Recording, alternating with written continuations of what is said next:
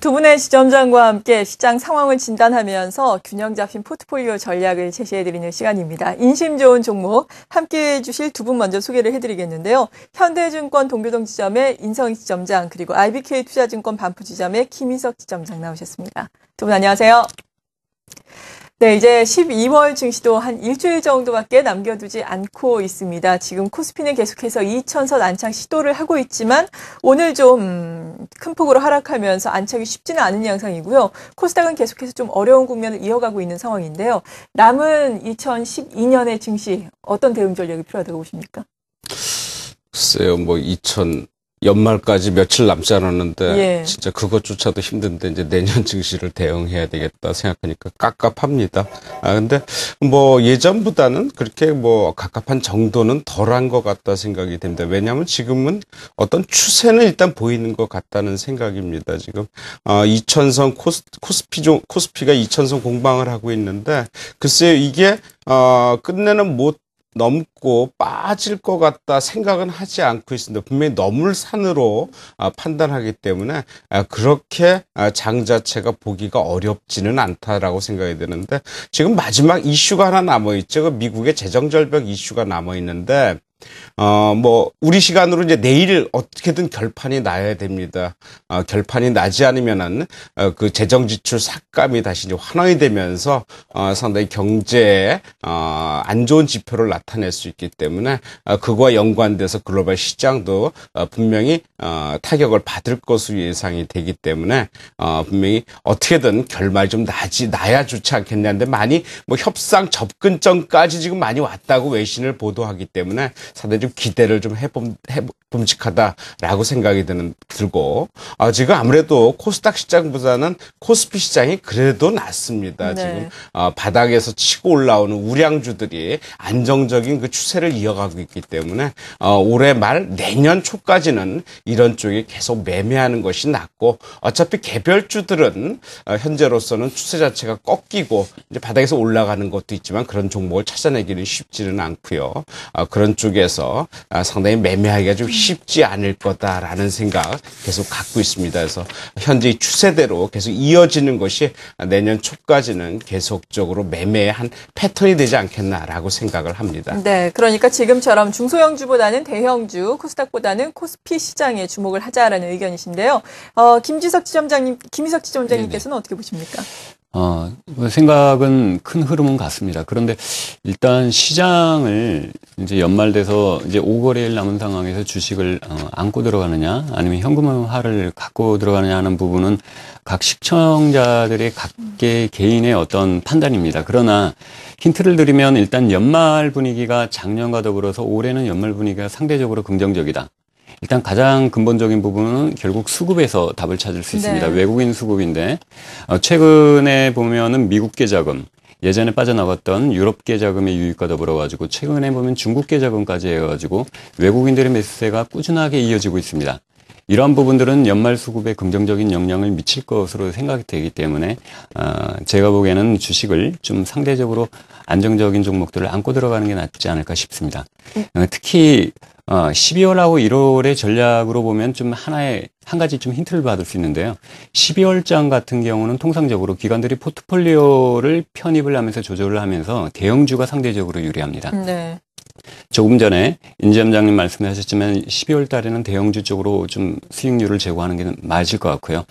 12월과 더불어서 1월장이 통상적으로 강세장인데 1월장은 대부분 새로운 해의 어떤 정책 관련주들, 새로운 이슈가 발생이 되면서 이슈에 민감한 중소형주들이 상대적으로 높은 수익을 가지고 왔습니다. 네. 그래서 12월장 지금 며칠 안 남았습니다. 대형주 포트폴리오 가져가면서 수익을 일단은 극대화하는 전략 필요하고요.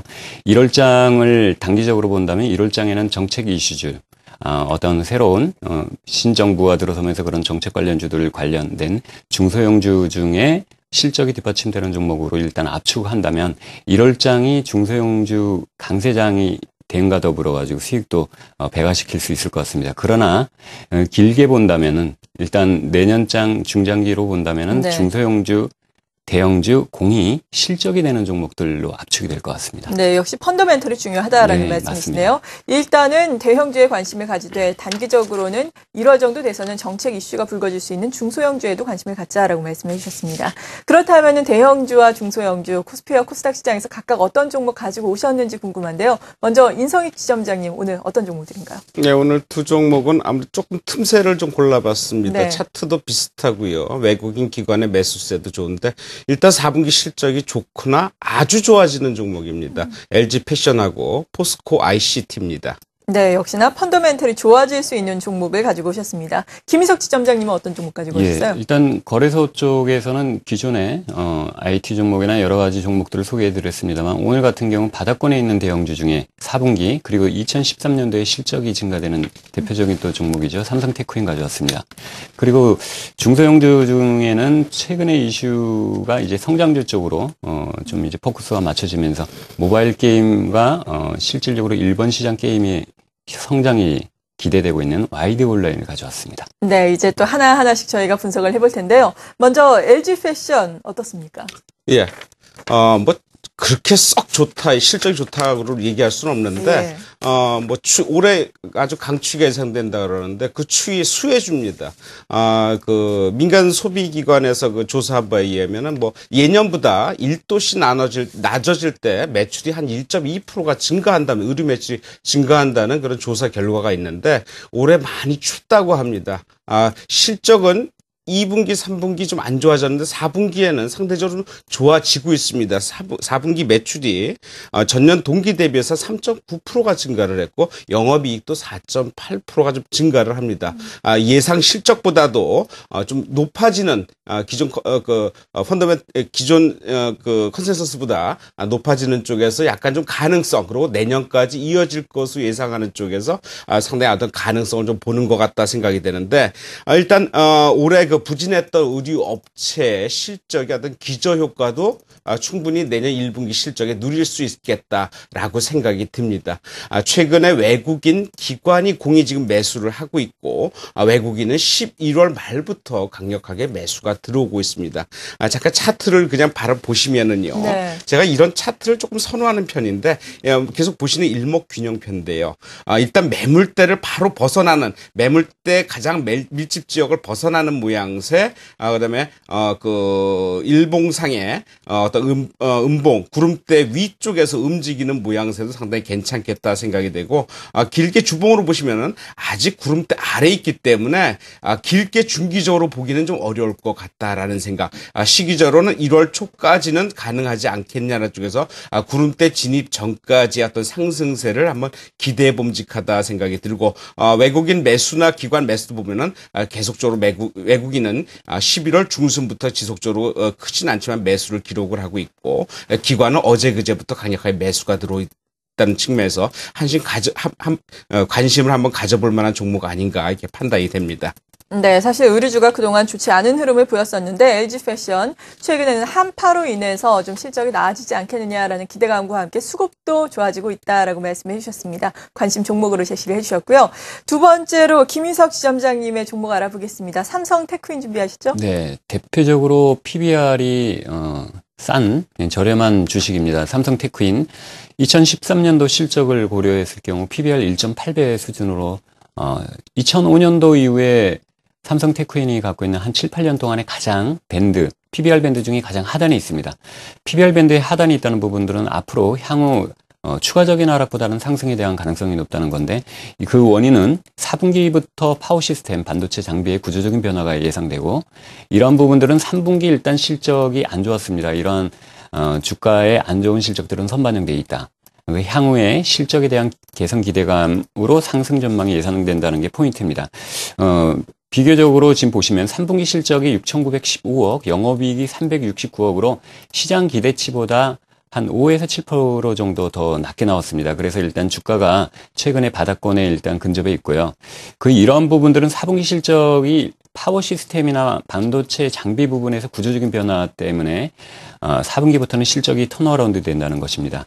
4분기 실적이 예상 실적이 매출 8,200억, 영업이익 75억 정도 되면서 매출 영업이 각각 19%, 29%의 상승이 예상됩니다. 이러한 부분들은 결국 4분기뿐만 아니라 2013년도에도 실적이 개선이 예상되기 때문에 네. 현재 주가 조정을 받았을 때 관심을 가져주면 괜찮을 것 같습니다. 준비된 차트를 잠깐 보시면요. 삼성 테크윈이 8만 원, 2012년 올해 6월 18일 날 일단 실적 개선 기대감 때문에 8만 원을 유치한 이후에 3분기 실적이 안 나오면서 지속적으로 하락을 했습니다. 그래서 최근에 하락세가 이중 바닥을 확인하면서 하락의 어떤 진정세를 보이고 있고, 최근에 견조하게 반등이 나오면서 어떤 바닥 다지기에서 어느 정도 성공하는 모습 보이고 있습니다. 결국 주요 저항대에 지금 돌파를 시도를 하고 있기 때문에 이 주요 저항대는 현재 가격을 돌파를 시도한다. 그렇다고 하면 분할 매수로서 4분기 실적과 내년 실적을 감안해가지고 조금 중기적인 포석을 갖고 접근하는 것 좋은 전략인 것 같습니다. 네, 중기적으로 접근 가능하다라면서 삼성 테크윈 턴어라운드 종목으로 소개를 해주셨습니다. 이어서 코스닥 시장의 관심 종목 알아볼 텐데 먼저 포스코 ICT입니다. 포스코 ICT 어제 큰 폭으로 올렸는데 특별한 배경이 있었나요? 예, 이 실적이 상당히 좋아지게 지금 나옵니다. 뭐 실적이 이미 나왔는데 어제 갑자기 올랐는데 최근에 개별 종목들이 이렇게 갑자기 오른 경우가 많기 때문에 특별한 의미가 있다 이렇게 생각은 들지 않는데 실적이 4분기에 집중됩니다. 그러니까 1년도 실적의 40%가 4분기에 집중되는 특성을 갖고 있는데 실적이 상당히 많이 좋아집니다. 매출이 전분기 대비해서 한 70%가 증가를 하고 영업이익이 50%나 증가합니다. 이렇게 증가할 수 있는지 의문스러운데 실적은 이렇게 나올 것으로 예상이 됩니다. 영업이익률도 5% 이상 나올 것으로 예상되기 때문에 실적 부분에서는 4분기는 타의 추종을 불허한다 이렇게 생각이 들고, 이 회사가 가장 실적이 좋아지는 가장 근본적인 원인은 이 회사가 좀 그러니까 사이더로 가 있던 지난 그 수년간 그 부진했던 스마트 그리드와 그 LED 조명 쪽에서 아마 내년부터는 좀 실적이 가시화되지 않겠느냐라는 쪽. 그래서 어떤 성장 산업에 대한 그 매출이 본격화되면서 회사의 재평가까지도 이루어지지 않겠냐라는 쪽에서 상당히 내년을 많이 기대한다 이렇게 보셔야 될 것 같습니다. 그 포스코의 그 해외 제철소 건설 등 그 내년에 그 포스코에서 하는 그 건설 해외 건설과 연계해서 시너지 효과도 한번 기대해 봐야 되지 않겠냐 이런 쪽에서 상당히 좀 관심을 많이 갖고 있는데, 최근 그래프 자체도 바닥을 찍고 올라가는 모습, 구름대 위를 통과하는 모습에서 상당히 좀 관심 있게 봐야 된다 생각이 듭니다. 일봉상 보시는데요. 네. 아무래도 고점 연결한 부분은 이제 딱 올라서는 부분, 오늘 음봉을 나오긴 했지만 올라서는 부분, 저점 올라서면서 바로 올리는 부분 쪽에서 상당히 좀 유력하게 나오고, 매물대도 오늘 바로 그 매물대 가장 마지막 상단을 돌파했다 다시 들어오는 그런 모습을 보이는데 충분히 가능성은 있다라고 생각이 들고, 주봉을 보더라도 그 구름대 아래서 움직이긴 하지만 구름대 얇은 부분을 바로 돌파할 수 있는 가능성이 어느 때보다도 상당히 여건이 마련돼 있다라는 쪽에서 관심 있게 보셔야 될 것 같다 생각이 들고, 기관이나 외국인의 매매도 전일 상당히 쌍끌이 매매하면서 상당히 그 매매 자체도 이제는 개인은 매도, 기관 외국인이 매수해 준다면은 상당히 호전적으로 움직일 가능성이 상당히 크다라는 쪽에서 한번 관심 있게 볼 필요 있다 생각이 듭니다. 네, 포스코 ICT 먼저 알아봤고요. 그리고 코스닥 시장에서의 두 번째 종목은 YD 온라인입니다. 모바일 게임 관련한 종목이라고 할 수가 있겠는데, 게임주들 9월 중반, 9월 들어서 계속해서 올라왔습니다. 급격하게 오르다가 최근에 좀 장기적으로 보자면 좀 조정을 받고 있는 양상이에요. 네, 앞으로 장기적으로 보자면 또 어떻겠습니까? 일단 게임주가 최근 3, 4거래일 동안 조정을 받았는데, 거기 게임 규제 관련해서 이제 이슈가 좀 지나치게 주가에 좀 악영향을 미치는 것 같습니다. 그러나 신정부 자체에서 표방한 게임 산업의 육성화 정책은 벌써 여러 차례 말씀을 했습니다. 그렇기 때문에 신정부에 대한 이슈나 이런 부분들이 내년에도 게임 산업에 상당히 긍정적으로 영향을 미칠 것 같고, 네. 게임 산업 중에서도 뭐 모바일이나 PC 게임이나 여러 가지 전체적으로 게임의 성장의 세축에 그 선두에 있는 업체들, 그런 업체들을 주목할 필요가 있습니다. 그런 측면에서 오늘 가지고 온 기업은 YD 온라인입니다. 스마트폰 대중화와 카카오톡 플랫폼 등장으로 해서 가장 큰 수혜가 예상되는 종목이 YD 온라인이라고 볼 수 있고, 3분기에 영업이익이 흑자 전환이 됐습니다. 이러한 부분들은 올해 전체적으로 실적이 흑자 전환이 확실하고요. 4분기에 특히 애니팡, 드래곤 플라이트 등 서비스 운영 대행 수익이 본격적으로 반영이 됩니다. 이러한 부분들이 3분기, 4분기에 반영이 되면서 YD 온라인의 어떤 실적적인 턴어라운드가 본격화되는 것이 아닌가 일단 예상이 됩니다. 그리고 최근에 신규 런칭됐죠. 라쿤 슬라이스, 브라우니 캐릭터팡, 에다 전설 등 이러한 부분들이 결국 신규 런칭되는 것들이 매출 기여도에 상당히 영향을 미칠 것 같습니다. 특히 올해 2013년도에는 세계에서 3개의 모바일 게임, 그다음에 10개의 게임들이 나와서 총 12개에서 13개의 게임이 나오면서 YD 온라인의 어떤 실적 부분이 2012년도보다도 적게는 50%, 많게는 한 100% 정도 증가가 예상됩니다. 더불어 2013년도에는 일본의 자회사죠. 아라리오를 통해서 일본 게임 시장의 진출이 예상되기 때문에 더욱더 주목을 받을 수 있습니다. 네. 그래서 이러한 부분들을 고려를 한다면은 현재 10,000원 가까이 형성된 주가가 최근에 5,000원 언저리까지 조정을 보이고 있습니다. 5,000원대 가격대에서 퍼나 PBR을 고려했을 경우 현재 주가는 상대적으로 저평가되어 있다. 그래서 적정한 주가 밸류를 찾아가는 모습이 본격적으로 나타날 것 같습니다. 네. 주목을 좀 해볼 필요가 있을 것 같습니다. 전반적인 게임주들 보자면 그동안 너무 많이 올라서 그런지 차익 실현 매물들 좀 나오고 코스닥 네네. 시장도 워낙에 부진해서 많이 빠졌는데 그래도 영업 환경이라든지 매출은 계속해서 좋아진다라고 말씀해 주시면서 네네. 오히려 저평가가 돼 있다라고 소개를 해 주셨습니다. 오늘 이렇게 균형 잡힌 포트폴리오 전략 관심 종목을 통해서 제시를 해 주셨습니다. 함께해 주신 분들은 IBK 투자증권 반포지점의 김희석 지점장 그리고 현대증권 동교동 지점의 인성익 지점장이었습니다. 두 분 감사합니다.